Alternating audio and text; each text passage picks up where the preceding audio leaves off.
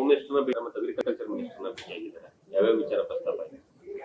ಇಂದು ಬೆಳಿಗ್ಗೆ ಮುಖ್ಯಮಂತ್ರಿಯವರು ಹಾಗೂ ಮುಖ್ಯಮಂತ್ರಿಗಳ ಜೊತೆಗೆ ನಾವು ಸಹ ಸೇರಿ ಕೇಂದ್ರ ಗೃಹ ಸಚಿವರು ಶ್ರೀಯುತ ಅಮಿತ್ ಶಾ ಅವರನ್ನ ಭೇಟಿ ಮಾಡಿ ಅವರ ಅಧ್ಯಕ್ಷತೆಯಲ್ಲಿ ಕೇಂದ್ರದ ಉನ್ನತ ಮಟ್ಟದ ಸಮಿತಿ ಈ ಬರಗಾಲಕ್ಕೆ ಪರಿಹಾರ ತೀರ್ಮಾನ ಮಾಡುವಂತಹದ್ದು ಇತ್ಯರ್ಥಪಡಿಸ್ತಕ್ಕಂತಹ ಉನ್ನತ ಮಟ್ಟದ ಸಮಿತಿ ಹೈ ಲೆವೆಲ್ ಕಮಿಟಿ ಆದಷ್ಟು ಶೀಘ್ರವಾಗಿ ಸಭೆಯನ್ನ ಮಾಡಬೇಕು.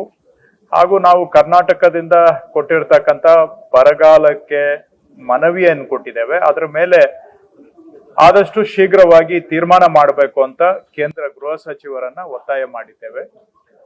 ಕೇಂದ್ರ ಗೃಹ ಸಚಿವರು ಸಹ ಅದಕ್ಕೆ ಸ್ಪಂದಿಸಿ ಈ ತಿಂಗಳ 23ನೇ ತಾರೀಕಿಗೆ ಸಭೆ ಆಯೋಜನೆ ಮಾಡ್ತೇವೆ, ಒಂದು ತೀರ್ಮಾನವನ್ನ ಮಾಡ್ತೇವೆ ಅಂತ ಹೇಳಿದ್ದಾರೆ.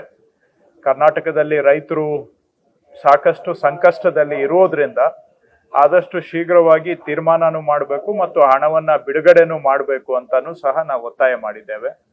ಮತ್ತು ಕೇಂದ್ರ ಗೃಹ ಸಚಿವರಿಗೆ ಮತ್ತೊಂದು ವಿಷಯ ನಾವು ಮನವರಿಕೆ ಮಾಡಿಕೊಟ್ಟಿರ್ತಕ್ಕಂಥದ್ದು, ಕರ್ನಾಟಕದಲ್ಲಿ ಸಣ್ಣ ಮತ್ತು ಅತಿ ಸಣ್ಣ ರೈತರ ಸಂಖ್ಯೆ ಕೇಂದ್ರ ಸರ್ಕಾರದ ಹತ್ರ ಇರುವ ಸಂಖ್ಯೆಗಿಂತ ಹೆಚ್ಚಾಗಿ ವಾಸ್ತವದಲ್ಲಿ ಇದ್ದಾರೆ. ಕೇಂದ್ರ ಸರ್ಕಾರದಲ್ಲಿ ಹಳೆ ಸೆನ್ಸಸ್ ಪ್ರಕಾರವಾಗಿ ಕೇವಲ 44% ಮಾತ್ರ ಸಣ್ಣ ಅತಿ ಸಣ್ಣ ರೈತರು ಅಂತ ದಾಖಲೆ ಇದೆ. ಆದ್ರೆ ವಾಸ್ತವದಲ್ಲಿ ನೋಡಿದಾಗ 70% ರಿಂದ 80% ಸಣ್ಣ ಅತಿ ಸಣ್ಣ ರೈತರು ಕರ್ನಾಟಕದಲ್ಲಿ ಇದ್ದಾರೆ. ಅವರ ಮಾಹಿತಿಯನ್ನ ನಾವು ಆಧಾರ್ ಲಿಂಕ್ ಜೊತೆಗೆ ಡೇಟಾಬೇಸ್ ಅನ್ನ ನಾವು ಕೇಂದ್ರ ಸರ್ಕಾರಕ್ಕೆ ಒದಗಿಸ್ಕೊಟ್ಟಿದ್ದೇವೆ. ಸೊ ವಾಸ್ತವದಲ್ಲಿ ಎಷ್ಟು ಸಣ್ಣ ಅತಿ ಸಣ್ಣ ರೈತರಿದ್ದಾರೆ ಅದನ್ನ ಲೆಕ್ಕ ಹಾಕಿ ಅದನ್ನ ಗಮನದಲ್ಲಿಟ್ಕೊಂಡು ನಮಗೆ ಬರ ಪರಿಹಾರವನ್ನ ತೀರ್ಮಾನ ಮಾಡಬೇಕು ಅಂತಾನು ಒತ್ತಾಯ ಮಾಡಿದ್ದೇವೆ. ಕೇಂದ್ರ ಗೃಹ ಸಚಿವರು ಎಲ್ಲವನ್ನೂ ಸಹ ಕೇಳಿ ಇವೆಲ್ಲದರ ಬಗ್ಗೆ ಆದಷ್ಟು ಶೀಘ್ರವಾಗಿ ತೀರ್ಮಾನ ತೆಗೆದುಕೊಳ್ತೇವೆ ಅಂತ ಹೇಳಿದ್ದಾರೆ. ತೀರ್ಮಾನ ತೆಗೆದುಕೊಳ್ಳೋದಷ್ಟೇ ಅಲ್ಲ, ಹಣವನ್ನು ಕೂಡ ಆದಷ್ಟು ಶೀಘ್ರವಾಗಿ ಬಿಡುಗಡೆ ಮಾಡಬೇಕು. ಈ ಹಣ ರೈತರಿಗೆ ನಾವು ಆದಷ್ಟು ಬೇಗ ತಲುಪಿಸ್ಬೇಕು. ಸಂಕಷ್ಟದಲ್ಲಿರುವ ರೈತರಿಗೆ ಕಷ್ಟ ಕಾಲದಲ್ಲಿ ನೆರವು ತಲುಪುವಂತೆ ಆಗಬೇಕು ಅನ್ನುವಂತ ರೀತಿಯಲ್ಲಿ ಮುಖ್ಯಮಂತ್ರಿಗಳು ನಾವು ಅವ್ರ ಜೊತೆಗೆ ಚರ್ಚೆಯನ್ನ ಮಾಡಿದ್ದೇವೆ.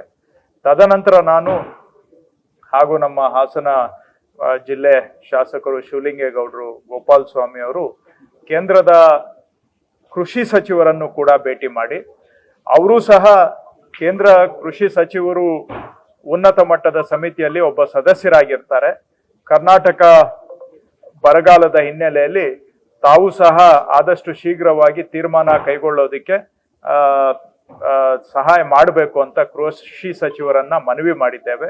ಅದರ ಜೊತೆಗೆ ಕರ್ನಾಟಕದಲ್ಲಿ ಕೊಬ್ಬರಿ ಬೆಳೆಯತಕ್ಕಂತಹ ರೈತರು ಸುಮಾರು ಜಿಲ್ಲೆಗಳಲ್ಲಿ ಇದ್ದು ಮಾರುಕಟ್ಟೆಯಲ್ಲಿ ಕೊಬ್ಬರಿ ದರ ಬಹಳ ಕುಸಿತ ಆಗಿದೆ. ಇಂಥ ಸಂದರ್ಭದಲ್ಲಿ ತತ್ಕ್ಷಣ ಕೇಂದ್ರ ಸರ್ಕಾರ ನ್ಯಾಫೆಡ್ ಮುಖಾಂತರವಾಗಿ ಮಾರುಕಟ್ಟೆಗೆ ಬಂದು ಕೊಬ್ಬರಿಯನ್ನ ಖರೀದಿ ಮಾಡುವಂತ ಪ್ರಕ್ರಿಯೆ ತಕ್ಷಣ ಆರಂಭ ಮಾಡಬೇಕು ಅಂತೇಳಿ ನಾವು ಒತ್ತಾಯ ಮಾಡಿದ್ದೇವೆ.